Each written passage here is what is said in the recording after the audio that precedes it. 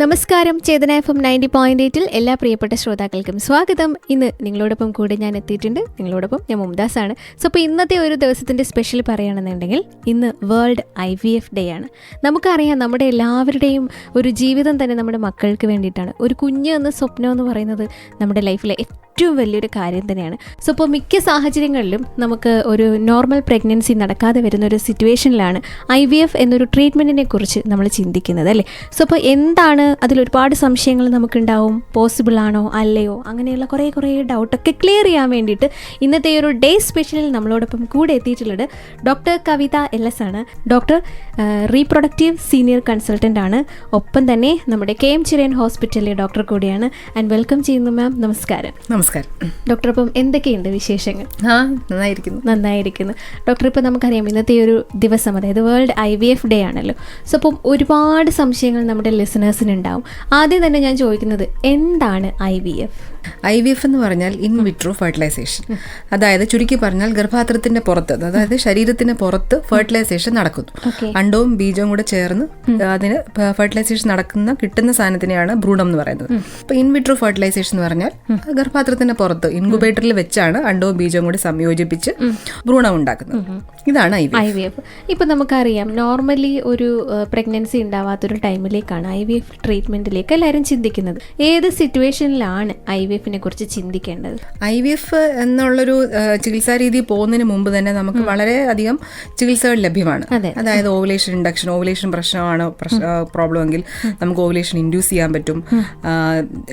Mail പാർട്ട്ണറിന് count കുറവാണെങ്കിൽ നമുക്ക് അത് ട്രീറ്റ് ചെയ്ത് കൗണ്ട് കൂട്ടാൻ പറ്റും. ഇത് നമുക്ക് ഓവുലേഷൻ ഇൻഡ്യൂസ് ചെയ്തിട്ട് ട്യൂബ് ബ്ലോക്ക് വല്ലതും ഉണ്ടോ നോക്കി അതെല്ലാം ചെയ്തതിന് ശേഷം നോർമലി പ്രഗ്നൻസി ആവുന്നില്ല, അങ്ങനെയാണെങ്കിൽ അതിന്റെ അടുത്ത സ്റ്റെപ്പാണ് IUI, അതായത് ഇൻട്രാ യൂട്രൈൻ ഇൻസെമിനേഷൻ. പ്രോസസ്ഡ് ആയിട്ടുള്ള സ്പേം വാഷ് ചെയ്ത് അനക്കുള്ള ബീജം മാത്രം ഗർഭാത്രത്തിനുള്ളിൽ നിക്ഷേപിക്കുന്ന പ്രോസസ്സിനെയാണ് നമ്മൾ IUI എന്ന് പറയുന്നത്. IUI-ലും ട്രീറ്റ്മെന്റ് ശരിയായില്ലെങ്കിലാണ് IVF എന്ന പ്രൊസീജിയറിലോട്ട് പോകുന്നത്. ചിലർക്ക് IVF ഡയറക്ട്ലി വേണ്ടിവരും. ഈ കണ്ടീഷൻസ് ലൈക്ക് ട്യൂബൽ ബ്ലോക്ക്, 2 അണ്ടവാഹിനി കുഴലുകളും ബ്ലോക്കാണ്, അങ്ങനെയാണെങ്കിൽ അവർക്ക് IUI-ലും ചെയ്യാൻ പറ്റില്ല. അങ്ങനെയുള്ളവർക്ക് IVF തന്നെ വേണം. തീരെ ബീജം കുറവാണ്, നമുക്ക് IUI ചെയ്യാനുള്ള ലെവലിൽ പോലും ബീജങ്ങളുടെ നമ്പർ കുറവാണ്, അങ്ങനെയാണെങ്കിലും IVF വേണ്ടി വരും. AMH വാല്യൂ, ഓവറിൻ റിസർവ് കുറവാണ്, അങ്ങനെയാണ് സ്ത്രീയുടെ സൈഡിൽ നിന്നുള്ള പ്രശ്നങ്ങൾ. ഇത് രണ്ടുമാണെങ്കിലും നമുക്ക് IVF വേണ്ടി വരും. IUI ചെയ്തിട്ടും സക്സസ് ആയില്ല, ഏജ് കൂടുതലാണ്, ഇങ്ങനെയൊക്കെ ഉള്ളപ്പോൾ ചിലപ്പോൾ ഡയറക്ട്ലി നമ്മൾ IVF സജസ്റ്റ് ചെയ്തെന്നിരിക്കും. ഇപ്പം ഞാൻ കേട്ടിട്ടുണ്ട്, ഇപ്പം നമുക്കറിയാം സാധാരണഗതിയിൽ പ്രസവം നിർത്തിയ ഒരു കേസിലാണെന്നുണ്ടെങ്കിൽ അത് റീഓപ്പൺ ചെയ്തിട്ട് അങ്ങനെ ഒരു ട്രീറ്റ്മെന്റിലേക്ക് പോകാൻ ബുദ്ധിമുട്ടുള്ള സാഹചര്യത്തിൽ നമുക്ക് IVF തിരഞ്ഞെടുക്കാം എന്ന് ഞാൻ കേട്ടിട്ടുണ്ട്. അതിനെ കുറിച്ച് എന്താണ് പറയാനുള്ളത്? ഇപ്പം ഞാൻ നേരത്തെ പറഞ്ഞല്ലോ, ഇപ്പം ബൈലാറ്ററൽ ട്യൂബൽ ബ്ലോക്കാണ്, 2 അണ്ടവാഹിനികളിലും ബ്ലോക്കാണ്. അതേ സിറ്റുവേഷനാണ് നമുക്ക് പ്രസവം നിർത്തുമ്പോൾ വരുന്നത്.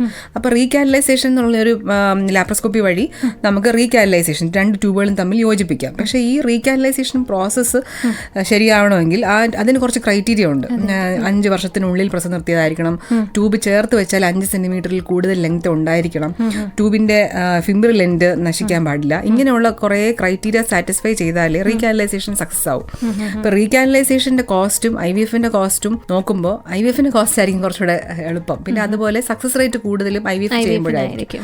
അതുകൊണ്ടാണ് ഇപ്പം നമ്മളിപ്പോൾ ഒരു അതേപോലെ സ്ത്രീയുടെ പ്രായം ഇപ്പൊ 35 years കൂടുതൽ അബവ് ആണ്, അങ്ങനെ ഉണ്ടെങ്കിൽ റീകാനലൈസേഷൻ ചെയ്ത് പിന്നെ അടുത്തൊരു പ്രഗ്നൻസി കാത്തിരിക്കാൻ, പിന്നെ ട്യൂബിൽ പ്രഗ്നൻസി ആവാനും സാധ്യത റീകാനലൈസേഷൻ ചെയ്യുമ്പോൾ കൂടുതലാണ്.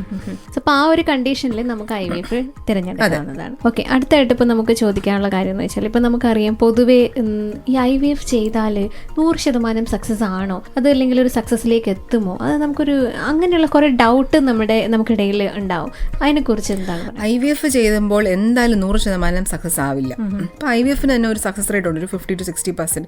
പലർക്കും 1-2 സൈക്കിൾ, ചിലപ്പോൾ 2-ൽ കൂടുതൽ സൈക്കിളോ വേണ്ടി വരാം. അത് ഓരോരുത്തരുടെ കണ്ടീഷൻ അനുസരിച്ചായിരിക്കും. ഇപ്പം തീരെ അണ്ടങ്ങൾ നമ്പർ കുറവാണ്, അങ്ങനെയുള്ളവർക്ക് എംബ്രിയോ പൂളിംഗ്, അതായത് 1-2 IVF ചെയ്ത് എംബ്രിയോ എടുത്തിട്ട് ഒരു പ്രാവശ്യം മാത്രം ട്രാൻസ്ഫർ ചെയ്യുന്ന ഒരു കണ്ടീഷനെയാണ് എംബ്രിയോ പൂളിംഗ് എന്ന് പറയുന്നത്.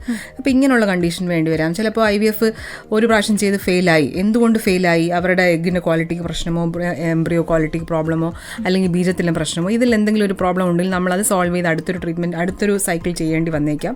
അപ്പോൾ ഇങ്ങനെ ഇതൊരു IVF ഒരു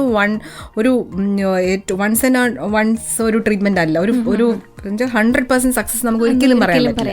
ഇപ്പൊ ചിലപ്പോൾ 1-2 നമ്മൾ അതിന് മെന്റലി ആൻഡ് ഫൈനാൻഷ്യലി തയ്യാറായിരിക്കണം. പിന്നെ നമുക്ക് ഏജ് നമുക്ക് ഫേവറബിൾ ആണ്, നമുക്ക് ട്രീറ്റ്മെന്റ് ഓക്കെ ആയി കിട്ടിക്കഴിഞ്ഞാൽ നമുക്ക് ആ സക്സസ് റേറ്റ് കിട്ടും. പക്ഷെ IVF ചെയ്യുന്നത് സക്സസ് ആയില്ല എന്ന് പറഞ്ഞാൽ അത് നിങ്ങളുടെ ഒരു പ്രശ്നം കൊണ്ടായിരിക്കണം എന്നില്ല. നമുക്ക് ആ ടൈമിൽ എംബ്രിയോ നമ്മൾ ആ IVF അല്ലെങ്കിൽ നമ്മൾ എഗ് എടുക്കുന്ന ദിവസം മാത്രമേ എഗ്ഗിന്റെ ക്വാളിറ്റി അറിയാൻ പറ്റൂ. ബീജം നമുക്ക് കണ്ണുകൊണ്ട് കാണാം, എഗ്ഗ് നമുക്ക് കാണാൻ പറ്റില്ല. അപ്പൊ ഇത് ആകുന്ന എംബ്രിയോയുടെ ക്വാളിറ്റി ഇതെല്ലാം ആശ്രയിച്ചിരിക്കും IVFന്റെ സക്സസ് റേറ്റ്. ഇപ്പൊ നമുക്കറിയാം, ഇപ്പോൾ IVF ട്രീറ്റ്മെന്റ് എടുക്കുമ്പോൾ തന്നെ കുറേയേറെ പൊതുജനങ്ങൾക്കുള്ള ഒരു തെറ്റായ ധാരണയാണ് ചില ഭയങ്കരമായ അവസ്ഥ മോശമായിരിക്കും, നമുക്കത് നമ്മുടെ ഹെൽത്തിനെ കുറച്ച് ബാധിക്കും, അല്ലെങ്കിൽ നമുക്ക് ഭയങ്കര ക്ഷീണമായിരിക്കും. അപ്പൊ അങ്ങനെയൊക്കെ ഉള്ള കുറെ അവസ്ഥകൾ പറയുന്നുണ്ട്. അതിനെക്കുറിച്ച് എന്താണ് മാമിന് പറയാനുള്ളത്? IVF ചെയ്യുമ്പോൾ അല്ലെങ്കിൽ നമ്മൾ ഈ ട്രീറ്റ്മെന്റ് പോകുമ്പോൾ ഇതിലുള്ളൊരു മേജർ കാര്യം നമ്മൾ മെന്റലി ആൻഡ് ഫിസിക്കലി നമ്മൾ ഇതിന് റെഡി ആയിരിക്കണം. അപ്പൊ മാനസികമായും ശാരീരികമായും നമ്മൾ റെഡി ആയി നിങ്ങളുടെ ഏറ്റവും ബെസ്റ്റ് ഓഫ് യുവർ ഹെൽത്തിലായിരിക്കണം നിങ്ങൾ ഒരു IVF എടുക്കേണ്ടത്. നിങ്ങൾ അതനുസരിച്ചുള്ള ശാരീരികമായിട്ടുള്ള മാറ്റങ്ങൾ വരുത്തണം, ആയിട്ടുള്ള ഭക്ഷണം കഴിക്കണം, വെയിറ്റ് കുറയ്ക്കണമെങ്കിൽ നമുക്ക് വെയിറ്റ് കുറയ്ക്കണം. ഇതെല്ലാം ചെയ്തിട്ട് വേണം നമ്മൾ ആ ട്രീറ്റ്മെന്റ് സ്റ്റാർട്ട് ചെയ്യാൻ. അപ്പൊ അത് സ്റ്റാർട്ട് ചെയ്യുന്നതിന് മുമ്പ് നിങ്ങൾ തമ്മിലുള്ള ഒരു ധാരണ ഉണ്ടായിരിക്കണം. നിങ്ങൾ ഹസ്ബൻഡും വൈഫും തമ്മിൽ അത്രയും ഒരു ഇമോഷണൽ ബോണ്ടിങ് വേണം, നിങ്ങൾക്ക് അത്ര ഒരു ഇമോഷണൽ സപ്പോർട്ട് ആവശ്യമുള്ളൊരു സമയമാണ്. പ്രത്യേകിച്ച് ഫാമിലി മെമ്പേഴ്സും സ്പൗസുമായിട്ടുള്ള കാര്യങ്ങൾ സംസാരിച്ച് നമ്മൾ ഇതിന് നമുക്ക് ഒരു മെന്റൽ സ്ട്രെയിൻ കുറച്ച് കൂടുതലാണ്. ഫൈനാൻഷ്യൽ സ്ട്രെയിൻ മാത്രമല്ല, മാനസികമായിട്ടും ശാരീരികമായിട്ടും നിങ്ങൾക്ക് ഒത്തിരി ചേഞ്ചസ് വരാം. പണ്ടത്തെ പോലെ ഉള്ള ഒരു ഹോർമോൺസ് അല്ല നമ്മളിപ്പോൾ IVFന് നമ്മൾ ഇഞ്ചക്ഷൻ ആയിട്ട് കൊടുക്കുന്നത്. വളരെ സേഫ് ആയിട്ടുള്ള വളരെ കുറച്ച് സൈഡ് എഫക്ട്സ് മാത്രമേ ഉള്ള ഹോർമോൺ മരുന്നുകളാണ്. അതായത് നമ്മുടെ ശരീരത്തിൽ തന്നെ ഉള്ള അതേ ഹോർമോൺ മെഡിസിൻസ് ആയിരിക്കും കൊടുക്കുന്നത്. അപ്പോൾ നമ്മുടെ ബോഡി റിയലൈസ് ചെയ്യുന്നില്ല ഇത് പുറത്തുനിന്ന് വരുന്ന ഒരു മെഡിസിൻ ആണ്. അപ്പോൾ അത്രയും സേഫ് ആയിട്ടുള്ള നമ്മുടെ ബോഡിയിൽ അതേ ഹോർമോൺസ് ആണ്, അതായത് റീകോമ്പിനന്റ് ഇഞ്ചക്ഷൻസ് ഉണ്ട്. അപ്പോൾ ഇത് യൂസ് ചെയ്യുമ്പോൾ അല്ലെങ്കിൽ ലേറ്റസ്റ്റ് ആയിട്ടുള്ള ഇഞ്ചക്ഷൻസ്, ഹോർമോൺ ഇഞ്ചക്ഷൻസ് യൂസ് ചെയ്യുമ്പോൾ നിങ്ങൾക്ക് അങ്ങനെ ഒരു ശാരീരികമായിട്ടുള്ള ബുദ്ധിമുട്ടുകൾ വളരെ ഒരു ചെറിയ ശതമാനം മാത്രമേ ഉണ്ടാവുകയുള്ളൂ. അപ്പോൾ അത് കാരണം ഉള്ള ബുദ്ധിമുട്ടുകൾ വളരെ കുറവാണ്. പിന്നെ ഇത് നമ്മൾ ട്രീറ്റ്മെന്റ് എടുക്കുമ്പോൾ തന്നെ നിങ്ങൾക്ക് ഇതിനെപ്പറ്റി ഒരു ധാരണ നിങ്ങളുടെ ഡോക്ടർ എന്തായാലും പറഞ്ഞിരിക്കും. എന്നുവെച്ചാൽ നിങ്ങൾക്ക് ഇന്ന പ്രശ്നങ്ങൾ വരാം. അതിപ്പം ഇഞ്ചക്ഷൻ എടുക്കുമ്പോൾ ചിലപ്പോൾ ചിലപ്പോൾ തലവേദനയോ അല്ലെങ്കിൽ ഒരു ഭാരം കൂടുതലോ അങ്ങനെ എന്തെങ്കിലും തോന്നാം. അത് ഒരു ജസ്റ്റ് ഒരു മിനിമൽ സൈഡ് എഫക്റ്റ് ആണ്. അതായത് ഇതിന്റെ ആ ഒരു പീരീഡ് കഴിയുമ്പോൾ അങ്ങ് മാറിക്കോളും. അപ്പം അതല്ലെങ്കിൽ നിങ്ങൾക്ക് എന്തെങ്കിലും ഒരു ഇതിൽ പറഞ്ഞിരിക്കാത്ത എന്തെങ്കിലും ഒരു പ്രശ്നം തോന്നുകയാൽ നിങ്ങളുടെ ഡോക്ടറുമായിട്ട് സംസാരിക്കാം. അപ്പോൾ അത് ട്രീറ്റ് ചെയ്ത് മാറ്റാവുന്നതേ ഉള്ളൂ. ഡോക്ടർ നേരത്തെ പറഞ്ഞതുപോലെ തന്നെ നമ്മൾ ഈ ഒരു IVFനെ കുറിച്ച് ആദ്യം തന്നെ ചിന്തിക്കുമ്പോൾ, അല്ലെങ്കിൽ ഡോക്ടർ സജസ്റ്റ് ചെയ്യാണ് നിങ്ങൾക്ക് IVF വേണമെന്ന് ചിന്തിക്കുമ്പോൾ, നമ്മൾ ഓൾമോസ്റ്റ് മെന്റലി ആണ് കൂടുതലും പ്രിപ്പയർഡ് ആവുന്നത്. മാനസികമായിട്ടുള്ള തയ്യാറെടുപ്പാണ് ഇതിന് ഏറ്റവും ആവശ്യം.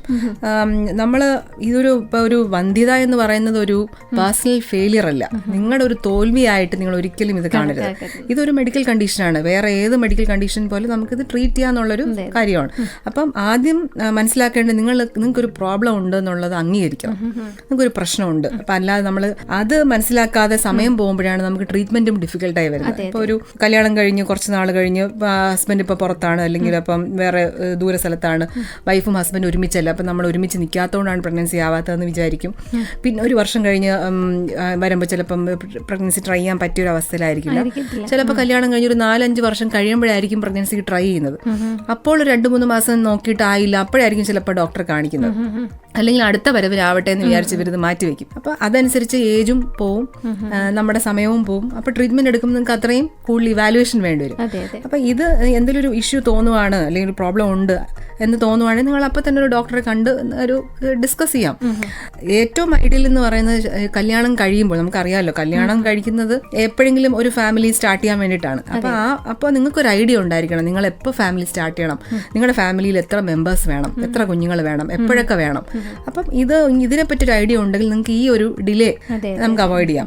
പിന്നെ ഒരു ബേസിക് ആയിട്ട് ഒരു ഗൈനക്കോളജിക്കൽ കൺസൾട്ടേഷൻ എപ്പോഴും നല്ലതാണ്. ഇപ്പൊ മാം പറഞ്ഞപ്പോഴേ എനിക്ക് ഓർമ്മ വന്നത്, കാരണം നമ്മളിപ്പം വിവാഹം കഴിഞ്ഞിട്ട് കുറച്ച് സമയം കഴിയട്ടെ കുട്ടികളാവാം എന്നുള്ള രീതിയിലായിരുന്നു ഇപ്പോൾ ഇന്നത്തെ കാലത്തെ ജനറേഷൻ. പണ്ടുള്ള കാലത്ത് ഒരുപക്ഷെ അങ്ങനെയൊന്നും ചിന്തിക്കാനുള്ള ടൈം പോലും കിട്ടിയെന്ന് വരില്ല. അപ്പൊ ഈ ഒരു സിറ്റുവേഷനിൽ അവരൊരു നല്ലൊരു planning, first of all doctor പറഞ്ഞതുപോലെ തുടക്കത്തിലേ തന്നെ നമ്മൾ ഹെൽത്ത് ഓക്കെ ആണോ, നമുക്ക് വേണ്ട രീതിയിൽ ഭാവിയിൽ പ്രഗ്നൻസിക്ക് എളുപ്പമാകാനുള്ള ഈ പറഞ്ഞ പോലെ അണ്ടമായാലും ബീജായാലും എല്ലാം ഉണ്ടോ എന്നുള്ളത് നമ്മളൊന്ന് ചെക്ക് ചെയ്യുന്നത് നല്ലതായിരിക്കും അല്ലേ? അതെ, ഒരു ബേസിക് ഇവാലുവേഷൻ എപ്പോഴും നല്ലതാണ്. അപ്പം ഈവൻ എൻ്റെ അഭിപ്രായത്തിൽ കല്യാണം കഴിക്കുന്നതിന് മുമ്പ് തന്നെ ചെക്ക് ചെയ്യുന്നതാണ് കുറച്ചുകൂടെ ഐഡിയൽ. അപ്പോൾ നിങ്ങൾക്ക് എന്തെങ്കിലും ഒരു പ്രോബ്ലം ഉണ്ടെങ്കിൽ നമുക്കത് ട്രീറ്റ് ചെയ്യാം, അല്ലെങ്കിൽ നിങ്ങൾ കല്യാണം കഴിക്കാവുന്ന പാർട്ട്ണറുമായിട്ട് നമുക്കൊരു ഡിസ്കസ് ചെയ്യാം. അപ്പൊ അത്രയും സ്ട്രെയിൻ കുറയും. ശരിക്കും ഇന്നത്തെ കാലഘട്ടത്തിൽ നമ്മുടെ ഈ ഒരു കൾച്ചർ അനുസരിച്ച് എത്രത്തോളം പോസിബിൾ ആവുമെന്ന് അറിയില്ല. പക്ഷെ മാം പറഞ്ഞതിനോട് തീർച്ചയായിട്ടും ഞാൻ യോജിക്കുന്നു. കാരണം നമ്മൾ ജീവിക്കുന്നത് നമ്മൾ ഈ പറഞ്ഞ പോലെ എല്ലാം ബിൽഡ് ചെയ്യുന്നത് നമ്മുടെ മക്കൾക്ക് വേണ്ടിയിട്ടാണ്. സോ അപ്പോൾ നല്ല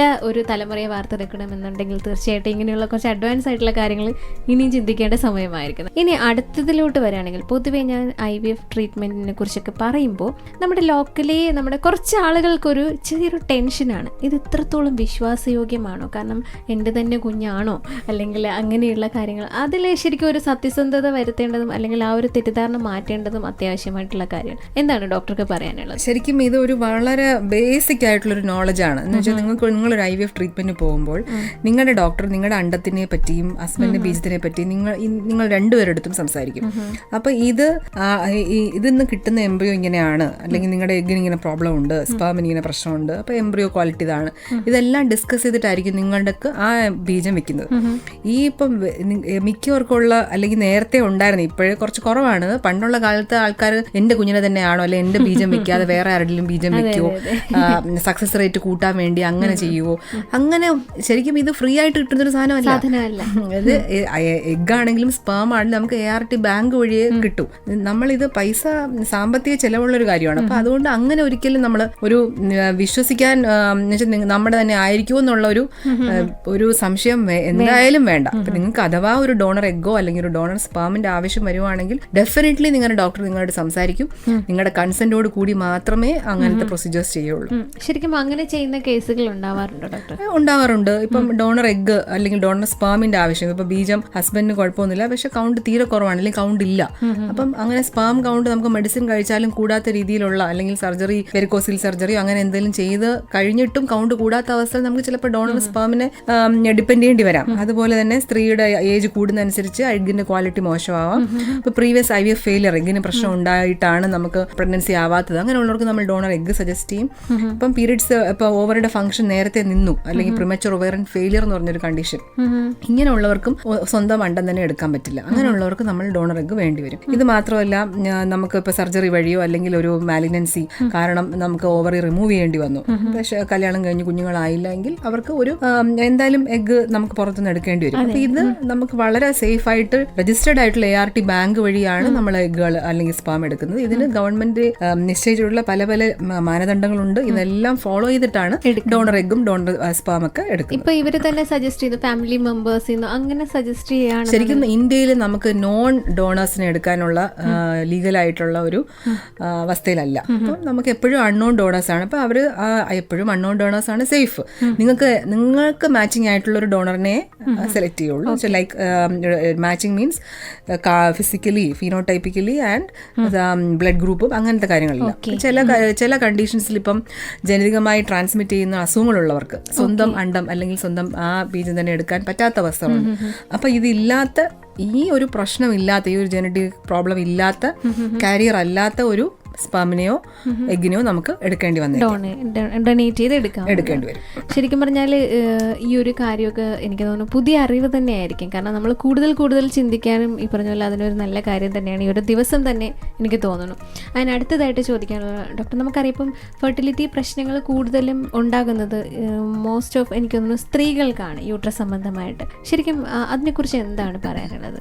യൂട്രസ് സംബന്ധമായിട്ടുള്ള പ്രശ്നങ്ങൾ സ്ത്രീകൾക്കാണ് കൂടുതൽ. യൂട്രസ് സ്ത്രീകൾക്കാണല്ലോ. പിന്നെ ഇത്രയും ഒരു കോംപ്ലിക്കേറ്റഡ് റീപ്രൊഡക്റ്റീവ് പ്രോസസ് മീൻസ് അതിന്റെ ഓർഗൻസ് ഉള്ളത് സ്ത്രീകൾക്കാണ്. ഇപ്പൊ വെച്ചാൽ നമുക്ക് ഇപ്പം ആണുങ്ങൾക്ക് ബീജം മാത്രം മതി. ഇപ്പം എഗ്ഗ്, ഓവറിന്ന് എഗ്ഗ് വേണം, യൂട്രസ് വേണം, നമുക്ക് ട്യൂബ്സ് വേണം, സെർവിക്സ് ക്രോസ് ചെയ്യണം, ഫെർട്ടിലൈസേഷൻ ട്യൂബിൽ വെച്ച് നടക്കണം, ട്യൂബിൽ വെച്ച് നടക്കുന്ന ഫെർട്ടിലൈസ്ഡ് ആയിട്ടുള്ള എംബ്രിയോ തിരിച്ച് യൂട്രസിനകത്ത് വന്ന് ഇംപ്ലാന്റ് ചെയ്യണം. അപ്പൊ ഇത്രയും പ്രോസസ് നടക്കണം. അതുകൊണ്ടാണ് നമുക്ക് ഇത്രയും ഇതിൽ ഏതെങ്കിലും ഒരു സ്ഥലത്തൊരു ഒരു പ്രശ്നം വന്നാൽ ഇംപ്ലാന്റേഷൻ നടക്കുന്നില്ല. അപ്പൊ ഇങ്ങനെയുള്ളപ്പോൾ നമുക്ക് എന്തെങ്കിലും പ്രോബ്ലം ഉണ്ടോ എന്നുള്ളത് നമുക്കിപ്പോൾ ഒരു change in our menstrual pattern ഉണ്ട്, അല്ല എന്തെങ്കിലും ഒരു വ്യത്യാസം നമ്മുടെ ശാരീരികമായി തോന്നുമ്പോൾ നിങ്ങളത് കുഴപ്പമില്ല എന്ന് പറഞ്ഞ് നമ്മൾ തള്ളിക്കളയാതെ അത് അതാത് സമയങ്ങളിൽ തന്നെ ഒരു മെഡിക്കൽ ഒപ്പീനിയൻ എടുക്കുന്നത് ഏറ്റവും എപ്പോഴും നല്ലതായിരിക്കും. നിങ്ങളിപ്പോൾ കല്യാണം കഴിച്ചിട്ടില്ല എങ്കിൽ പോലും ഒരു പീരീഡ്സിലൊരു ഇറഗുലാരിറ്റി, അല്ലെങ്കിൽ ഇപ്പോഴത്തെ കുട്ടികളാരും ഒരു 25 ഇയേഴ്സിൽ ആ ഏജിലൊന്നും മാരേജ് കുറച്ച് ഡിലേ ചെയ്യൊക്കെ നോക്കും. പക്ഷെ ആ സമയത്ത് നമുക്കിപ്പോൾ ഒരു ഓവറിൻ പ്രോബ്ലം അല്ലെങ്കിൽ ഒരു പോളിസിസ്റ്റിക് ഓവറി ഉണ്ട്, കുറച്ച് വെയിറ്റ് ഗെയിൻ ഉണ്ട്, ഓവുലേഷൻ ഇഷ്യൂ ഉണ്ടോ എന്ന് ഡൗട്ട് തോന്നിയാലും ഒന്ന് ജസ്റ്റ് ഒരു മെഡിക്കൽ ഒപ്പീനിയൻ എടുക്കാം. ഈവൻ ലൈഫ് സ്റ്റൈൽ ചേഞ്ചസ് മാത്രം മതിയാവും. വെയിറ്റ് റിഡക്ഷൻ, ഡയറ്റ്, എക്സസൈസ്, ഇതെല്ലാം നമുക്ക് ഒപ്പീനിയൻസ് മതിയാവും. ഒരു മെഡിക്കൽ ഹെൽപ്പ് വേണമെന്നില്ല. അതായത് മെഡിസിൻസോ അല്ലെങ്കിൽ ഹോർമോണിന്റെ ആവശ്യം ഇല്ലാതെ തന്നെ നമുക്ക് ചിലപ്പോൾ ശരിയാക്കാൻ പറ്റും. തീർച്ചയായിട്ടും. അപ്പോൾ ഇത് കേട്ടുകൊണ്ടിരിക്കുന്ന നമ്മുടെ ലിസണേഴ്സ് ശ്രദ്ധിക്കേണ്ട കാര്യം ഇതാണ്, നമുക്കുണ്ടാകുന്ന ചെറിയ മാറ്റങ്ങളും ചിലപ്പോൾ ഭാവിയിൽ ഒരു വലിയ എന്തെങ്കിലും ഒരു ബുദ്ധിമുട്ടിന് ഇടയാക്കാം. സോ അപ്പോൾ അതുകൊണ്ട് നമുക്കുണ്ടാകുന്ന പ്രശ്നങ്ങൾ തുടക്കത്തിൽ തന്നെ ട്രീറ്റ്മെന്റ് ചെയ്ത് പോകുന്നത്, അതിപ്പോൾ ഈവൻ നമ്മൾ ഈ ഒരു യൂട്രസ് ഹെൽത്ത് മാത്രമല്ല എല്ലാ കാര്യങ്ങളും എടുക്കുകയാണെങ്കിൽ ഒന്ന് ശ്രദ്ധിക്കുക. മാം, അടുത്തതായിട്ട് ഇപ്പോൾ നേരത്തെ നമ്മൾ യൂട്രസിൻ്റെ കുറച്ച് കാര്യങ്ങളൊക്കെ പറഞ്ഞു. അപ്പോൾ അതിലേക്ക് വരുമ്പോൾ സ്ത്രീകളെ സംബന്ധിച്ച് ഏറ്റവും കൂടുതൽ അവർ മെയിൻറ്റെയിൻ ചെയ്തുകൊണ്ട് പോകേണ്ട അവരുടെ ആരോഗ്യം തന്നെയാണ്. ഈ ഇതുപോലെ യൂട്രസിൻ്റെ ഹെൽത്തിന് വേണ്ടിയിട്ട് എന്തൊക്കെ കാര്യങ്ങൾ നമുക്ക് ശ്രദ്ധിക്കണം മാം? യൂട്രസ് ഹെൽത്തിനെ കാട്ടിയും ഒരു റീപ്രൊഡക്റ്റീവ് ഹെൽത്ത് എന്ന് പറയുന്നതായിരിക്കും കുറച്ചുകൂടെ ബെറ്റർ. അപ്പം ഒരു സ്ത്രീ കൗമാരപ്രായത്തിൽ തന്നെ ശരിക്കും പറഞ്ഞാൽ നമുക്ക് ആ ഒരു റീപ്രൊഡക്റ്റീവ് ഹെൽത്ത് അല്ലെങ്കിൽ ഒരു മെൻസ്ട്രൽ ഹെൽത്ത് അതിനെ പറ്റി ഒരു അവയർനെസ് ഉണ്ടായിരിക്കണം. ഇപ്പോൾ കുഞ്ഞുങ്ങൾ തന്നെ ഇപ്പോൾ പീരീഡ്സ് ആയി കഴിയുമ്പോൾ ആദ്യം ഒരു പീരീഡ്സ് റെഗുലാരിറ്റി കാണുമ്പോൾ തന്നെ അമ്മമാർ അതിനെപ്പറ്റി അവെയർ ആയിരിക്കണം. വെയിറ്റ് ഗെയിൻ വരുന്നുണ്ടോ, പീരീഡ്സ് കറക്റ്റ് ആണോ, ഇപ്പോൾ 2-3 മാസം പീരീഡ്സ് വന്നില്ല, പിന്നെ നമ്മൾ പീരീഡ്സ് വരുമ്പോൾ ബ്ലീഡിങ് കൂടുതൽ, ആ സമയത്തായിരിക്കും ഇവർ ഡോക്ടറെ കാണിക്കാൻ പോകുന്നത്. ശരിക്കും പീരീഡ്സ് വരാതിരിക്കുമ്പോൾ തന്നെ നമ്മളൊരു ഒപ്പീനിയൻ എടുത്താൽ ഈ ബ്ലീഡിങ് പ്രശ്നങ്ങൾ നമുക്ക് മാറ്റാൻ പറ്റും. അപ്പോൾ ഇങ്ങനത്തെ കാര്യങ്ങൾ, ഇപ്പോൾ വെയിറ്റ് ഗെയിൻ കൂടുതലായിട്ട് വരുന്നു, അത് കാരണമുള്ള ബ്ലീഡിങ് പ്രശ്നങ്ങൾ വരാം. അപ്പോൾ ഈ കാര്യങ്ങൾ നേരത്തെ തന്നെ റിയലൈസ് ചെയ്ത് നമ്മൾ മുമ്പോട്ട് പോയാൽ വലിയ പ്രശ്നം വരില്ല. അപ്പോൾ ഏറ്റവും ഇമ്പോർട്ടൻറ്റ് നമ്മളുടെ ഡയറ്റും എക്സസൈസും പിന്നെ മെഡിസിൻ ആക്റ്റീവ്, ഇത് നമ്മൾ മനസ്സിലാക്കണം. ഡയറ്റ് ആൻഡ് എക്സസൈസ് ആണ് ഏറ്റവും ഇമ്പോർട്ടൻറ്റ്. ഡയറ്റ് എന്ന് ഉദ്ദേശിക്കുന്നത് നമ്മൾ നമ്മളിപ്പോൾ വെയിറ്റ് ഗെയിൻ വന്നതുകൊണ്ടുള്ള നമുക്ക് ബോഡിയിലുള്ള ഫാറ്റ് ലെവൽ കൂടുമ്പോൾ തന്നെ നമുക്ക് ഹോർമോൺ ചേഞ്ചസ് വരും. അങ്ങനെ അത് ഓവുലേഷനെ അഫക്റ്റ് ചെയ്യും. അങ്ങനെ പീരീഡ്സ് റെഗുലാരിറ്റി വരാം. തൈറോയ്ഡ് പ്രോബ്ലങ്ങൾ, ഇതും കാരണം നമുക്ക് പീരീഡ്സ് പ്രശ്നം വരാം. അപ്പം ഒരു യൂട്രസ് എന്ന് പറയുന്നത് ആക്ച്വലി എല്ലാ ഹോർമോൺസിനും ഏറ്റവും കൂടുതൽ റിഫ്ലക്ട് ചെയ്യാൻ പറ്റുന്ന ഒരു ഓർഗനാണ്. എല്ലാ മന്തും നമുക്ക് ഈ ഹോർമോണിന്റെ ആവശ്യം ഉള്ളതുകൊണ്ട് എപ്പോഴും ആ സൈക്ലിക്കൽ ചേഞ്ചസിൽ എന്തെങ്കിലുമൊക്കെ വ്യത്യാസം വരുന്നത്, എവിടെയെങ്കിലും നമുക്കൊരു ഹോർമോൺ പ്രോബ്ലം ഉണ്ടെങ്കിൽ അത് റിഫ്ലക്ട് ചെയ്യുന്നതാണ്. ശരിക്കും നമുക്കൊരു അലേർട്ട് തന്നുകൊണ്ടിരിക്കുകയല്ലേ. ശരിക്കും ഇപ്പം ഞാൻ ചോദിക്കട്ടെ ഡോക്ടർ, ഇപ്പം നമുക്കറിയാം നമ്മുടെ കുട്ടികൾക്കൊക്കെ ഇപ്പം ഒരു 10 വയസ്സ് മുതൽ അല്ലെങ്കിൽ ഇപ്പോൾ 4ാം ക്ലാസ്സും 3ാം ക്ലാസ്സും പഠിക്കുന്ന കുട്ടികളൊക്കെ നമുക്ക് ഫസ്റ്റ് അവരുടെ പീരീഡ് സ്റ്റാർട്ട് ചെയ്യുന്നുണ്ട്. ഈവൻ എനിക്ക് തോന്നുന്നു 10-11 വയസ്സിലൊക്കെ അവരുടെ 9 വയസ്സ് കഴിയുമ്പോൾ തന്നെ ഇപ്പം പീരീഡ്സ് സ്റ്റാർട്ട് ചെയ്യുന്നുണ്ട്. അപ്പോൾ അങ്ങനെ വരുമ്പോൾ ആദ്യത്തെ കുറച്ച് മാസങ്ങളിൽ അവർക്ക് ചിലപ്പോൾ ഇറഗുലർ ആയിട്ട് കാണാം. അപ്പോൾ അങ്ങനത്തെ കുട്ടികളാണെന്നുണ്ടെങ്കിൽ നമുക്ക് ഏത് സമയം മുതൽ, എത്ര വയസ്സ് മുതലാണ് അവർക്കൊരു ട്രീറ്റ്മെന്റ്, അതായത് നമുക്ക് ഡോക്ടറെ കൺസൾട്ട് ചെയ്ത് കൃത്യമായിട്ടൊരു ഡയറ്റ് കൊണ്ടുവരേണ്ടത്? ഇപ്പോൾ ആദ്യത്തെ ഒരു പീരീഡ്സ് ആവുന്നതിന് മെനാർക്കി എന്ന് പറയുന്നത്. അപ്പോൾ ഈ ഒരു മെനാർക്കി അറ്റൈൻ ചെയ്ത് കഴിഞ്ഞ് അടുത്തൊരു 1 to 2 years ഒരു അനോവുലേറ്ററി സൈക്കിൾ ആയിരിക്കും. അനോവുലേറ്ററി സൈക്കിൾ എന്ന് പറഞ്ഞാൽ ഓവുലേഷൻ നടക്കാത്ത സൈക്കിൾ. അപ്പോൾ ഒരു 2-3 മാസം ചിലപ്പോൾ പീരീഡ്സ് വരാതിരിക്കും, പിന്നെ പീരീഡ്സ് വരും. അപ്പോൾ അത് കൃത്യമായിട്ട് നമുക്ക് പ്രെഡിക്റ്റ് ചെയ്യാൻ പറ്റില്ല. ഇപ്പോൾ നമുക്കൊരു 28 day സൈക്കിൾ അല്ലെങ്കിൽ 28 to 32 day സൈക്കിൾ ആണെങ്കിൽ ഈ കുഞ്ഞുങ്ങൾക്ക് നമുക്ക് എപ്പോൾ പീരീഡ്സ് വരും നമുക്ക് പറയാൻ പറ്റില്ല. അനോവുലേറ്ററി സൈക്കിളായിരുന്നു. പക്ഷെ അത് പതുക്കെ അവർ ഏജ് കൂടുന്നതനുസരിച്ച് അവരുടെ ഹോർമോൺ ബാലൻസ് ബയോളജിക്കൽ ക്ലോക്ക് വഴി സെറ്റായി കഴിയുമ്പോൾ അത് നമുക്ക് കുറച്ചുകൂടെ പ്രെഡിക്റ്റബിൾ ആൻഡ് ഓവുലേറ്ററി സൈക്കിൾസ് ആയി മാറും. അപ്പോൾ ഇത് ഇനിഷ്യൽ ഒരു 1 to 2 years ചിലപ്പോൾ ഭയങ്കര ബ്ലീഡിങ് വരാം, അല്ലെങ്കിൽ പീരീഡ്സ് വരാതിരിക്കും. ഇങ്ങനെയുള്ളപ്പം ഇത് അനോവുലേറ്ററി സൈക്കിൾ ആണ്, അത് നിങ്ങൾ മനസ്സിലാക്കണം. പക്ഷെ നിങ്ങൾ സ്റ്റിൽ ഒരു ഡോക്ടറെ കണ്ട് ഇതാണെന്നുള്ളത് ഉറപ്പുവരുത്തുക. കാരണം ആ പ്രായത്തിലുണ്ടാകുന്ന anaemia, thyroid issues, weight problems, ഇതെല്ലാം നമുക്ക് അപ്പം തന്നെ നമുക്ക് കുറച്ചുകൂടി എളുപ്പം നമുക്ക് ട്രീറ്റ് ചെയ്യാൻ പറ്റും. പ്രത്യേകിച്ച് തൈറോയ്ഡ് ഇഷ്യൂസ്, തൈറോയ്ഡ് പ്രോബ്ലം എന്ന് വെച്ചാൽ ഹൈപ്പോതൈറോയിഡിസം ഈ ഒരു പ്രായത്തിൽ ട്രീറ്റ് ചെയ്തില്ലെങ്കിൽ കുഞ്ഞിന്റെ വളർച്ചയെ ഭയങ്കരമായിട്ട് ബാധിക്കും. കുഞ്ഞിന്റെ ഹൈറ്റ് കൂടാനായിട്ട് ഏറ്റവും ആവശ്യമുള്ള ഹോർമോണാണ് തൈറോയ്ഡ്. അപ്പോൾ അത് റിയലൈസ് ചെയ്തില്ലെങ്കിൽ ശരിക്കും അത് അവരുടെ ഗ്രോത്ത് സ്പേർട്ടിനെയാണ് അത് എഫക്ട് ചെയ്യുന്നത്. ആ വളർച്ചയാണ് പൊക്കത്തിനെയാണ് എഫക്ട് ചെയ്യുന്നത്. അപ്പം കുഞ്ഞിന്റെ ലുക്ക് തന്നെ ശരിക്കും മാറിപ്പോകും. അപ്പം ശരിക്കും അപ്പോഴേ തന്നെ നമ്മളൊരു ഒപ്പീനിയൻ എടുക്കാം. നമുക്ക് എത്ര സമയമാണ് ഇതിന് വേണ്ടി പോകുന്നത് ഏറ്റവും ഇമ്പോർട്ടൻ്റ് ആയിട്ടൊരു കാര്യമല്ലേ. പിന്നെ അതേപോലെ തന്നെ ഡയറ്റ്. ഇപ്പം സ്കൂളിൽ നിന്ന് വരുന്നു, ഉടനെ തന്നെ ട്യൂഷന് പോകുന്നു, ആ സമയം എളുപ്പത്തിന് കഴിക്കാൻ വേണ്ടി അടുത്തുള്ള ബേക്കറിയിൽ നിന്ന് വാങ്ങിക്കാൻ ഒരു 50 രൂപ കൊടുക്കും. എന്താണ് കഴിക്കുന്നത്? ഒരു പഫ്സോ ഒരു ജ്യൂസോ വാങ്ങിച്ചു പിടിക്കും. അത് കഴിഞ്ഞ് പിന്നെ അല്ലെങ്കിൽ ഒരു ലേസോ വാങ്ങിച്ച് കഴിക്കുന്നു, ഒരു ട്യൂഷന് പോകുന്നു, തിരിച്ച് വീട്ടിൽ വരുന്നു, ഇതുപോലെ എന്തെങ്കിലും സ്നാക്സോ അല്ലെങ്കിൽ മിക്സ്ചറോ എല്ലാം കഴിച്ച് TV കണ്ടുകൊണ്ടിരിക്കുന്നു, പഠിക്കുന്നു, പിന്നെ അടുത്ത ഡിന്നർ ലേറ്റ് ആയിട്ട് കഴിക്കുന്നു, കിടന്നുറങ്ങുന്നു. ഈ ഒരു സൈക്കിൾ ഇങ്ങനെ പൊയ്ക്കൊണ്ടിരിക്കുമ്പോൾ ശരിക്കും ഡെഫിനറ്റ്ലി എക്സസൈസ് ഇല്ലാത്തൊരു കുട്ടിക്ക് വെയിറ്റ് ഗെയിൻ വരും. ഇങ്ങനെയുള്ള ഒരു 15-16 വയസ്സാകുമ്പോൾ എന്തായാലും ഒബീസ് ആവും, പീരിയഡ്സ് പ്രശ്നങ്ങൾ വരും. അപ്പോഴായിരിക്കും നമ്മളെ കാണിക്കാൻ വരുന്നത്. അല്ലെങ്കിൽ 18 ഇയേഴ്സ് കഴിയുമ്പോൾ വേറെ ഹോസ്റ്റലിലോട്ട് ടൈം പോകും, ഹോസ്റ്റലിൽ പഠിക്കാൻ പോകുന്നു, ഇനി മോക്ക് പീരിയഡ്സ് കറക്റ്റ് അല്ലെങ്കിൽ ബുദ്ധിമുട്ടാവും. ഈ സമയത്താണ് സാധാരണ അമ്മമാര് കുഞ്ഞുങ്ങളെ കൊണ്ടുവരുന്നത്. അപ്പൊ ഇതിനു മുമ്പ് നിങ്ങൾക്ക് എത്രയോ അലേർട്ട് സമയങ്ങൾ ഉണ്ടായിരുന്നു. അപ്പോഴാണ് ശരിക്കും നമ്മൾ ഇനിയെങ്കിലും അത് പ്രത്യേകം ഒന്ന് ശ്രദ്ധിക്കാൻ നോക്കണം. ഈ ഒരു സമയത്ത് ഒരു പഴമോ അല്ലെങ്കിൽ ഒരു എന്തെങ്കിലും ഒരു വീട്ടിലുണ്ടാക്കുന്ന, നമ്മളൊക്കെ ചെറുതായിരുന്നപ്പോ വീട്ടിലുണ്ടാക്കുന്ന സ്നാക്സ് ആയിരുന്നു നമുക്ക് കിട്ടുക, ഒരു ഇലയപ്പോ തെരളിയോ കൊഴുക്കട്ടയോ എന്തെങ്കിലും. അപ്പൊ കുഞ്ഞിന് ഫില്ലിങ്ങും ആയിരിക്കും, ഹെൽത്തി ആയിട്ടുള്ള ഡയറ്റും കിട്ടും. അപ്പൊ തിരിച്ച് വീട്ടിൽ വരുമ്പോൾ കുഞ്ഞ് അത്രയും വിശന്നിരിക്കത്തില്ല, അത്രയും ഒരു എന്ന് വെച്ചാൽ ക്രേവിങ്സ് വരില്ല. ഇപ്പോഴുള്ള പിള്ളേർക്ക് വെച്ചാൽ ആ വിശന്നിരിക്കുമ്പം ക്രേവിങ് വരുന്നത് എപ്പോഴും ആ ഓയിലി ഫുഡ് അല്ലെങ്കിൽ ഫ്രൈസിനോടാണ് ക്രേവിങ് വരുന്നത്. അപ്പം പ്രത്യേകിച്ച് ഈ പ്രായത്തിലുള്ള കുഞ്ഞുങ്ങളെ നമുക്ക് ഡയറ്റ് ചെയ്യാൻ പറയാൻ ബുദ്ധിമുട്ടാണ്. തീർച്ചയായും വളരുന്ന പ്രായമാകുമ്പോൾ വിശപ്പ് ഭയങ്കരമായിട്ടും ഉണ്ടാവും. പക്ഷെ അത് ഹെൽത്തി ആയിട്ടുള്ള ഒരു ഡയറ്റ് പാറ്റേണിലോട്ട് മാറ്റിയെടുക്കാൻ പറ്റിയ ഒരു പ്രായമാണിത്. തീർച്ചയായിട്ടും ഇതിപ്പോ എനിക്ക് തോന്നുന്നു നമ്മുടെ കേട്ടുകൊണ്ടിരിക്കുന്ന കുട്ടികളും ഉണ്ടാവും. സോ അപ്പോൾ അവർക്ക് എല്ലാവർക്കും ഒരു ഇൻഫർമേറ്റീവ് ആയിട്ടുള്ള ഒരു കാര്യം തന്നെയാണ് ഡോക്ടർ നമ്മളോട് ഷെയർ ചെയ്തത്. മാം, അടുത്തതായിട്ട് ചോദിക്കാനുള്ളത്, ഇപ്പോൾ നമുക്കറിയാം കേംചിറയൻ ഹോസ്പിറ്റലിനെ സംബന്ധിച്ചിടത്തോളം ഈ പറഞ്ഞ പോലെ ഒരു IVF ട്രീറ്റ്മെന്റിനായിട്ട് എത്തുകയാണെന്നുണ്ടെങ്കിൽ എത്രത്തോളം അത് നമുക്കൊരു മെന്റലി ഒരു സപ്പോർട്ട് തരും? ഒരു ഹോസ്പിറ്റൽ എന്നതിനെക്കാട്ടി ഉപരി നിങ്ങളുടെ ഡോക്ടറും ആയിട്ടുള്ളൊരു കമ്മ്യൂണിക്കേഷൻ ആണ് ഏറ്റവും ഇമ്പോർട്ടൻറ്റ്. അപ്പം ശരിയാണ്, ഏറ്റവും നമ്മുടെ ഹോസ്പിറ്റലിൽ state of the art IVF ലാബാണ് ഉള്ളത്. ഇത്രയും ഫെസിലിറ്റീസ് ഉള്ള ഒരു ലാബ്, നിങ്ങൾക്ക് ഏറ്റവും വേൾഡ് സ്റ്റാൻഡേർഡ് ഫെസിലിറ്റീസ് ആണ് നമ്മുടെ ഹോസ്പിറ്റലിലുള്ള IVF ലാബിലുള്ളത്.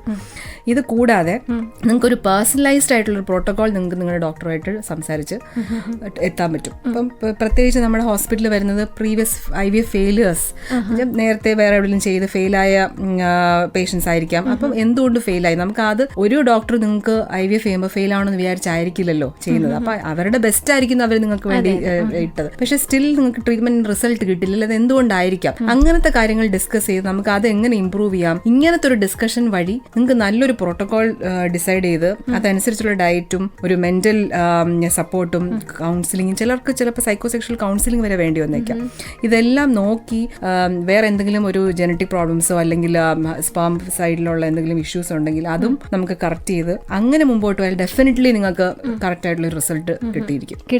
ഈ പറഞ്ഞ പോലെ നേരത്തെ ഡോക്ടർ പറഞ്ഞിട്ടുണ്ടായിരുന്നു, അതായത് നമ്മളിപ്പോൾ ഒരിടത്ത് ഫെയിലുവർ ആയി മറ്റു വേറൊരിടത്ത് പോകുന്നു, അവിടെയും ഫെയിലുവർ ആയി. ശരിക്കും അങ്ങനെ ഒരു മെന്റലി ഫുള്ള് തളർന്ന ഒരു സിറ്റുവേഷനിലായിരിക്കും ചിലപ്പോൾ ഹസ്ബൻഡ് ആൻഡ് വൈഫ് ഒരു ഡോക്ടറെ സമീപിക്കുന്നത്. അപ്പോൾ ആ ഒരു ട്രീറ്റ്മെന്റ് ഇപ്പോൾ നമുക്കറിയാം IVFനെ സംബന്ധിച്ചിടത്തോളം അത്രയേറെ ഇമ്പോർട്ടൻ്റ് ആയിട്ട് നമ്മുടെ ഹെൽത്ത് ആയാലും അല്ലെങ്കിൽ നമ്മുടെ ഫിനാൻഷ്യലി ആയിരിക്കും നമ്മൾ സ്റ്റേബിൾ ആയിരിക്കും. സോ അപ്പം അങ്ങനെ ഒരു സിറ്റുവേഷനിൽ ഇങ്ങനെ ഒരുപാട് മാറി പോകുന്നതിനെ പറ്റി ഡോക്ടറിന് എന്താണ് പറയാനുള്ളത്? ശരിക്കും IVF ട്രീറ്റ്മെന്റ് നിങ്ങൾ മനസ്സിലാക്കേണ്ടത് ഇതൊരു വൺ ടൈം പ്രൊസീജിയർ ആയിട്ട് നിങ്ങൾ ഒരിക്കലും കാണരുത്. ഇതൊരു 100% റിസൾട്ട് കിട്ടുന്ന ഒരു പ്രൊസീജിയർ അല്ല. ഡെഫിനറ്റ്ലി നമ്മൾ 100% എഫേർട്ട് ഇട്ടാലും നമ്മൾ ചിലപ്പോൾ 100% റിസൾട്ട് കിട്ടണമെന്നില്ല. അപ്പൊ അത് എപ്പോഴും നമ്മളൊരു IVF ട്രീറ്റ്മെന്റ് എടുക്കുന്ന ഡോക്ടർ നിങ്ങൾക്ക് നല്ലതിന് വേണ്ടിയിട്ടായിരിക്കും ചെയ്യുന്നത്. അപ്പൊ അതിൽ റിസൾട്ട് കിട്ടിയില്ലെങ്കിൽ പിന്നെ നിങ്ങൾ അങ്ങോട്ട് പോകാതെ വേറൊരു ഡോക്ടറിനെ അടുത്ത് കാണാൻ പോകുന്നത് ഒരു നല്ല പ്രവണതയല്ല. അപ്പം നിങ്ങൾക്ക് ഡെഫിനറ്റ്ലി നിങ്ങൾക്ക് വേറെ ഡോക്ടറെ കാണാം, പക്ഷെ എന്തുകൊണ്ട് ഫെയിലായി അല്ലെങ്കിൽ എന്താണ് നിങ്ങൾക്ക് റിസൾട്ട് കിട്ടാത്തത്, അപ്പൊ ആ ഒരു ഡിസ്കഷൻ ഒരു ഭയങ്കര ഇമ്പോർട്ടൻ്റ് ആയിട്ടുള്ളൊരു കാര്യമാണ്. മിക്കവരും ഇപ്പോൾ IVF ഫെയിലർ ആയിട്ട് വന്നു, അപ്പൊ നിങ്ങളുടെ പ്രീവിയസ് ചെയ്ത പേപ്പേഴ്സ് ഒന്ന് കാണിക്കാമോ, അവരുടെ മിക്കവാറും എംബ്രിയോ ഡീറ്റെയിൽസ് കാണില്ല. എത്ര എംബ്രിയോ ഉണ്ടായിരുന്നു, അല്ലെങ്കിൽ എത്ര ദിവസം ഗ്രോ ചെയ്ത എംബ്രിയോ ആണ് വെച്ചത്, എത്ര എംബ്രിയോ വെച്ചു, ഈ ഡീറ്റെയിൽസ് പോലും ഇല്ലാതെ എത്രയോ പേര് വരുന്നുണ്ട്. അപ്പൊ നിങ്ങളുടെ ഡോക്ടറായിട്ട് നിങ്ങൾക്ക് ഡെഫിനറ്റ്ലി തുറന്ന് സംസാരിക്കാം. അല്ലെങ്കിൽ എംബ്രിയോക്ക് ക്വാളിറ്റി കുറവായിരുന്നോ, സ്പാമിന് പ്രശ്നം ഉണ്ടായിരുന്നോ, എഗ്ഗിനായിരുന്നോ പ്രോബ്ലം, ഏതായിരുന്നു ഉണ്ടെങ്കിൽ നിങ്ങൾക്ക് ആ നെക്സ്റ്റ് ട്രീറ്റ്മെന്റ് ചെയ്യുന്ന ഡോക്ടർക്ക് അത് ഭയങ്കര യൂസ്ഫുൾ ആയിരിക്കും. ഇപ്പോ ചില കേസിൽ ഒരുപക്ഷെ നമുക്ക് IVF തന്നെ വേണ്ടി വരണമെന്നില്ല അല്ലേ? അതെ, ചിലപ്പോൾ നമുക്ക് ഇപ്പൊ ട്യൂബിന് പ്രോബ്ലം ഉണ്ടോ ഇല്ലേ എന്ന് നോക്കിയിട്ടില്ല, പെട്ടെന്ന് ചിലർ എനിക്ക് പെട്ടെന്ന് കുഞ്ഞ് വേണം എന്ന് പറഞ്ഞ് IVF ചെയ്യുന്ന കപ്പിൾസ് ഉണ്ട്. അപ്പൊ അത് ശരിക്കും അവർക്കൊരു സമയം കൊടുത്ത് ഒന്ന് മെന്റലി നമ്മളൊന്ന് അവരെ ഒന്ന് കൗൺസിൽ ചെയ്താൽ കുറച്ച് ദിവസങ്ങളിനുള്ളിൽ കുറച്ച് മാസങ്ങൾക്കുള്ളിൽ ഇതുവരെ ചിലപ്പോൾ തന്നെ കൺസീവ് ചെയ്തിരിക്കാം. അപ്പോൾ ഒരു ട്യൂബൽ ഇവാലുവേഷൻ, ട്യൂബ് ബ്ലോക്ക് വല്ലതും ഉണ്ടോ നോക്കിക്കഴിഞ്ഞാൽ അത് കുഴപ്പമില്ല, ഇല്ലെങ്കിൽ ചിലപ്പോൾ 2-3 മാസത്തിനുള്ളിൽ തന്നെ പ്രഗ്നൻസി ആയെന്നിരിക്കും. അപ്പൊ ഈ ഒരു കാര്യങ്ങൾ ശരിക്കും പറഞ്ഞാൽ അറിവില്ലാതെ സംഭവിക്കുന്നതാണ്. അപ്പൊ ആദ്യം നമ്മളിപ്പോൾ IVF ട്രീറ്റ്മെന്റിനാണ് എന്ന് പറഞ്ഞ് ഒരു ഡോക്ടറെ കൺസൾട്ടേഷൻ വിടുമ്പോൾ കൃത്യമായും അതിനെക്കുറിച്ചൊരു അവയർനെസ് നമുക്ക്, അതായത് കപ്പിൾസിന് ആരാണോ ആ ദമ്പതികൾക്ക് തന്നെ ഉണ്ടായിരിക്കണം അല്ലേ. അതെ. പിന്നെ ഇത് രണ്ടാമത്തെ കാര്യം, നമ്മളെ സ്വയം അംഗീകരിക്കണം. നമുക്കൊരു പ്രശ്നമുണ്ട്, അപ്പൊ നമ്മൾ ഇന്ന ട്രീറ്റ്മെന്റ്, എന്തുകൊണ്ട് നമ്മൾ ഈ ട്രീറ്റ്മെന്റ് എടുക്കണം. അപ്പൊ നമ്മൾ ഇത് IVF അയ്യോ എനിക്ക് ഇത്ര പ്രായമല്ലേ ഉള്ളൂ, അല്ലെങ്കിൽ കല്യാണം കഴിഞ്ഞ് ഇത്രയല്ലേ ആവുള്ളൂ. പക്ഷെ അങ്ങനെ ഒരിക്കലും നമ്മൾ വിചാരിക്കുന്നത്. IVF ചിലപ്പോൾ ഒരു 24 ഇയറിന് IVF വേണ്ടി വന്നേക്കാം. അപ്പൊ 24 വയസ്സിലേ ഉള്ളൂ, കല്യാണം കഴിഞ്ഞ് 6 മാസമല്ലേ ആയുള്ളൂ, എന്നിട്ട് ഇതിന് IVF വേണ്ടത്, ഇങ്ങനെ ചോദിക്കുന്ന ആൾക്കാരുണ്ട്. പക്ഷെ അവരുടെ മെഡിക്കൽ കണ്ടീഷൻ IVF ആയിരിക്കാം, അല്ലെങ്കിൽ ഹസ്ബൻഡിന് കൗണ്ട് പ്രോബ്ലം ഉണ്ടായിരിക്കാം, കുഞ്ഞ് ഈ ഒരു 24 വയസ്സേ ഉള്ളെങ്കിലും ചിലപ്പോൾ വേറെ റിസർവ് കുറവായിരിക്കാം. അപ്പൊ ഇങ്ങനെയൊക്കെ ഉള്ള പ്രശ്നങ്ങൾ ഇല്ലെങ്കിൽ, നമ്മൾ IVF ചെയ്തില്ലെങ്കിൽ ചിലപ്പോൾ 2 to 3 ഇയേഴ്സ് കഴിയുമ്പോൾ അവരുടെ അണ്ടങ്ങൾ ഇല്ലാതായി കഴിഞ്ഞാൽ പിന്നെ വേറൊരു അണ്ടത്തിന് ഡിപ്പെൻഡ് ചെയ്യേണ്ടി വരും. അപ്പൊ ഇത് ഓരോരുത്തരുടെ മെഡിക്കൽ പ്രശ്നങ്ങൾ അവരൊക്കെ അറിയാവൂ, അല്ലെങ്കിൽ ആ കപ്പിളിനെ നോക്കുന്ന ഡോക്ടറിനെ മനസ്സിലാവുള്ളൂ. പണ്ടത്തെ കാലമല്ല, ഇപ്പോഴത്തെ കാലം കുറച്ച് ഫാസ്റ്റ് ആണ്. അതിനനുസരിച്ച് നമ്മുടെ ആഹാര രീതി, നമ്മുടെ ക്ലൈമറ്റ് ആണെങ്കിൽ എല്ലാം ചേഞ്ച് ചെയ്തുകൊണ്ടിരിക്കുമ്പോൾ ഈ പറഞ്ഞുകൊണ്ട് നമ്മുടെ ശാരീരികമായിട്ടുള്ള ബുദ്ധിമുട്ടുകളും ചിലപ്പോൾ ചേഞ്ചസ് വരാം. സോ ഇപ്പോൾ ഈ പറഞ്ഞ പോലെ വീട്ടിൽ പ്രായമായവരൊക്കെ ഉണ്ടെങ്കിൽ അവർ പറയും, ഡോക്ടർ പറഞ്ഞ പോലെ 24 വയസ്സല്ലേ ആവുള്ളൂ, എന്തിനാ ഇപ്പം അങ്ങനെ ചെയ്യുന്നതെന്നൊക്കെ ചോദിക്കും. പക്ഷെ നമ്മളുടെ ആരോഗ്യം നമ്മൾ തന്നെയാണ് ശ്രദ്ധിക്കേണ്ടതല്ലേ. ആൻഡ് ഈ ഒരു സ്പെഷ്യൽ ഡേയിൽ നമ്മുടെ ലിസണേഴ്സിനോട് ഡോക്ടറിന് എന്താണ് പറയാനുള്ളത്? വന്ധ്യത ഒരു മെഡിക്കൽ കണ്ടീഷനാണ്. അത് നിങ്ങളുടെ ഒരു പേഴ്സണൽ ഫെയിലിയർ ആയിട്ട് നിങ്ങൾ ഒരിക്കലും കാണരുത്. അപ്പൊ നിങ്ങൾക്ക് ഒരു പ്രോബ്ലം ഉണ്ടെങ്കിൽ, നമ്മളിപ്പോൾ പനി വന്നാൽ നമ്മൾ ട്രീറ്റ്മെന്റ് എടുക്കും, അതുപോലെ തന്നെയാണ് ഇതൊരു മെഡിക്കൽ കണ്ടീഷനാണ്. അത് നമുക്ക് നിങ്ങളുടെ ശരിക്കും ഒരു ടീം വർക്കാണിത്. ഇതൊരു IVF ഡോക്ടറിന്റെയോ അല്ലെങ്കിൽ ഒരു ഹോസ്പിറ്റലിന്റെയോ മാത്രമായിട്ടുള്ള ഒരു സക്സസ് സ്റ്റോറി അല്ല. ഇത് ശരിക്കും ഇതിന്റെ പിന്നിൽ പ്രവർത്തിക്കുന്ന ഒത്തിരി പേരുണ്ട്. പ്രത്യേകിച്ച് ഏറ്റവും ഇമ്പോർട്ടന്റ് ആയിട്ട് നമ്മൾ എടുത്തു പറയേണ്ടത് എംബ്രിയോളജിസ്റ്റിന്റെ ജോലിയാണ്. നമ്മളിപ്പോൾ എഗ് എടുക്കുന്നു, സ്പേം എടുക്കുന്നു, ഇത് സംയോജിപ്പിക്കേണ്ട ജോലി എംബ്രിയോളജിസ്റ്റിന്റെയാണ്. അവരാണിത് ഫെർട്ടിലൈസേഷൻ നടക്കുന്നുണ്ടോ, ഇത് ഇഞ്ചെക്ട് ചെയ്ത് ഫെർട്ടിലൈസേഷൻ ആവുന്നുണ്ടോ നോക്കി അത് കറക്റ്റായിട്ട് Day 3 അല്ലെങ്കിൽ Day 5 ഭ്രൂണം ഇങ്ങനെയാണ്. അപ്പൊ ആ ഒരു ഡോക്ടർ, ക്ലിനീഷ്യൻ, എംബ്രിയോളജിസ്റ്റ്, കപ്പിൾ, ഈ 3 പേരും തമ്മിലുള്ളൊരു ടീം വർക്ക് ആണ് നമുക്ക് ഇതിന്റെ പിന്നിലുള്ള സക്സസ് ആവാൻ ഏറ്റവും ഇമ്പോർട്ടന്റ് ആയിട്ടുള്ള കാര്യം. അപ്പൊ ഈ ഒരു ഡിസ്കഷൻ വളരെ ഇമ്പോർട്ടന്റ് ആയിട്ടുള്ള കാര്യമാണ്. അപ്പം ഒരിക്കലും കയ്യടി കിട്ടാത്ത ഒരു ഗ്രൂപ്പ് ഓഫ് ആൾക്കാരാണ് എംബ്രിയോളജിസ്റ്റ്. അപ്പൊ world IVF day actually world embryologist day കൂടിയാണ്. അപ്പൊ ഇത് അവർക്ക് വേണ്ടി ശരിക്കും പറയാൻ നമ്മൾ ഒരു ബിഗ് അപ്ലോസ്. നമ്മളെ IVF ക്ലിനീഷ്യൻസിന് മാത്രമേ ലോകം കാണുന്നുള്ളൂ, ഇതിന്റെ പിറകിൽ വർക്ക് ചെയ്യുന്ന എംബ്രിയോളജിസ്റ്റ് ലോകം കാണുന്നില്ല. അപ്പൊ അവർക്ക് ശരിക്കും ഒരു കയ്യടി ആവശ്യമുള്ള ഒരു ദിവസമാണിത്. തീർച്ചയായിട്ടും ഈ ഒരു ദിവസം നമ്മളെല്ലാവരും, കാരണം അത്രയേറെ ഇമ്പോർട്ടൻ്റ് ആയിട്ട് വളരെ കണ്ണിങ് ആയിട്ട് ചെയ്യേണ്ട ജോലി കൃത്യമായിട്ട് ഒരുപക്ഷെ അവർ ഉറക്കം പോലും മാറ്റി വെച്ചായിരിക്കും അവർ അതിന്റെ പുറകിൽ നിൽക്കുന്നത്. ആ ഭാവിയെ ഒന്ന് വാർത്തെടുക്കാൻ തീർച്ചയായിട്ടും അതിന്റെ പിന്നിൽ പ്രവർത്തിക്കുന്ന എല്ലാവർക്കും ഈ ഒരു നിമിഷം ഞങ്ങൾ ചേതന FM 90.8 തീർച്ചയായിട്ടും ഹാറ്റ്സ് ഓഫ് നൽകുന്നു. ഒപ്പം തന്നെ വളരെ തിരക്കുള്ള സമയമാണ് ഡോക്ടർക്കും. ആ ഒരു സമയത്തും നമ്മുടെ ചേതന FM 90.8 എത്തി നമ്മുടെ ലിസണേഴ്സിനോട് വേണ്ട കുറേ അഡ്വാൻറ്റേജ് ആയിട്ടുള്ള കാര്യങ്ങൾ കുറേ എല്ലാം ഡിസ്കസ് ചെയ്തു. And thank you so much doctor. Thank you. ചേതനയിൽ വന്നത് എനിക്ക് വളരെ സന്തോഷം. ഇത്രയും സമയം മുംതാസോട് സംസാരിക്കാൻ പറ്റിയതിലും വളരെ സന്തോഷം. Thank you doctor. Thank you so much.